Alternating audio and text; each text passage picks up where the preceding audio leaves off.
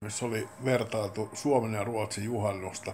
Ruotsissa oli tämmöinen hieno joku tämmöinen juhannussalko, minkä ympärillä naiset tanssi semmoisissa identtisissä vaatteissa ja hyvin suunniteltu koreografia. Ja sitten suomalaisissa oli tietenkin se, että seistään tuommoisen kapean jokiveneen keulalla ja se on puolittain upoksissa ja kirkas pullo toisessa kädessä ja sitten loppujen lopuksi lennetään siitä jonkkaa.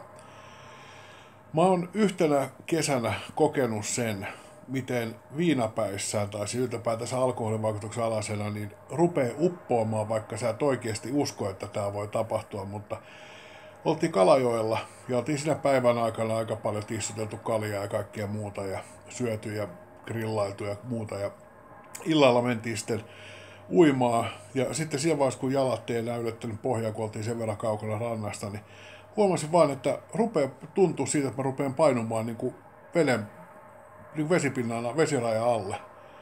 Mä muistan sen vaan, että mulla niin korvat oli jo niin vedenpeitossa ja mä yritin niin räpiköidä silleen normaalisti, niin ei tuntu vaan, että ei persketti, että upottaa. Ja joutui hirveästi tekemään töitä ja pysy pinnalla.